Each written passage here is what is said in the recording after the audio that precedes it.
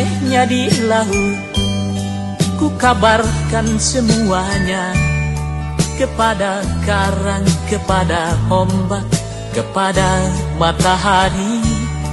Tetapi semua diam, tetapi semua bisu.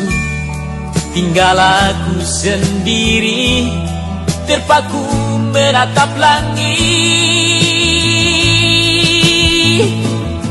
Barangkali di sana ada jawabnya, mengapa di tanahku terjadi bencana. Mungkin Tuhan mulai bosan melihat tingkah kita yang selalu salah dan bangga dengan dosa-dosa. Atau alam mulai enggan bersahabat dengan kita. Coba kita bertanya pada rumput yang bergoyang. Oh, oh, oh, oh, oh, oh, oh, oh.